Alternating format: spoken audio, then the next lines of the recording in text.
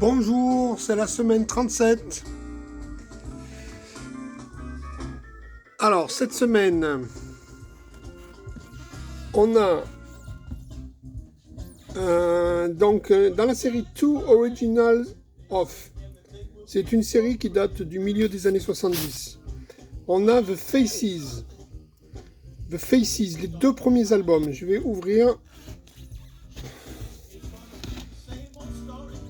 Voilà, First Step 1970 et Long Player 1971.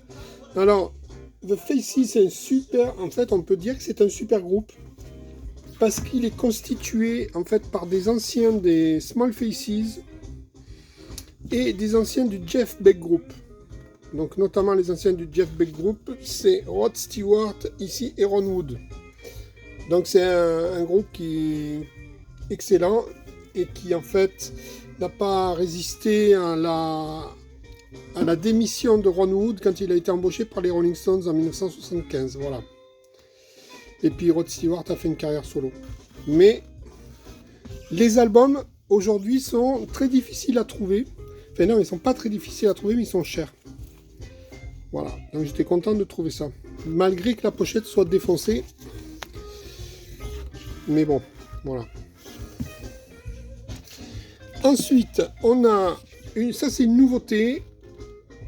Creedence Clearwater Revival, un concert inédit le 14 avril 1970, jamais sorti ni en CD ni en vinyle. Donc là c'est l'édition vinyle.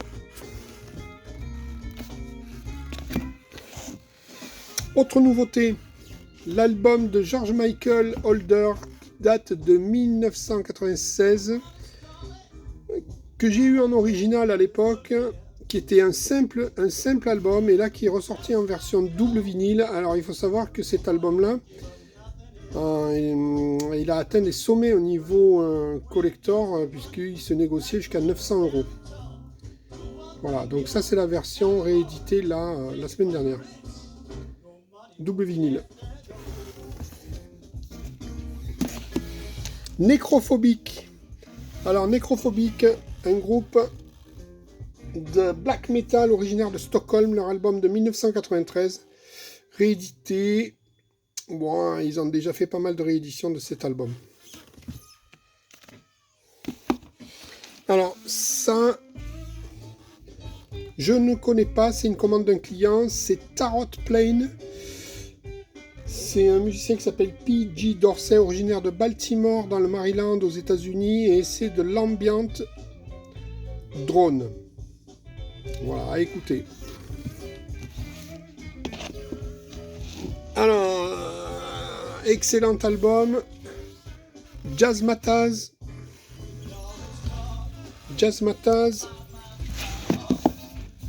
Guru et DJ Premier. C'est un super album qui datait de 1993 et ça c'est la réédition. Sur l'excellent label Music on Vinyl, basé à Rotterdam, avec qui je travaille en direct. Parkway Drive, alors là c'est du metalcore. Ce sont des Australiens originaires de Byron Bay. Ça se situe sur la Gold Coast. C'est en dessous de Brisbane et je peux vous dire qu'il y a des très belles plages là-bas. Donc je suppose que avec la musique, ils vont aussi à la plage. Parkway Drive. Barry White, un best-of. Voilà.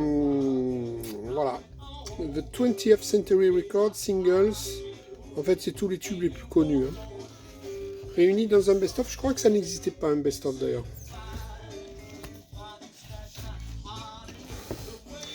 Ten-cc, pop rock, Manchester 1978. Ils avaient fait un énorme, gigantesque tube à l'époque qui s'appelait I'm Not in Love. Voilà. Et c'est pas mal, hein. C'est un original, bien sûr. Alors là, je vais terminer par 4 magnifiques originaux de Led Zeppelin. Alors ça, en fait, c'est le Led Zeppelin 3, la pochette française de 1970. La version originale, parce que la pochette avec, vous savez, la roue qui tourne comme ça, elle n'apparaîtra en France qu'en 1971. Voilà, ça c'est pas courant. Pochette de 1970. Ensuite, nous avons donc un original français de Houses of Holy 1973. Donc on peut reconnaître la qualité du rose de la version originale. Et la superbe pochette intérieure. Un original français de 1976, l'album Présence.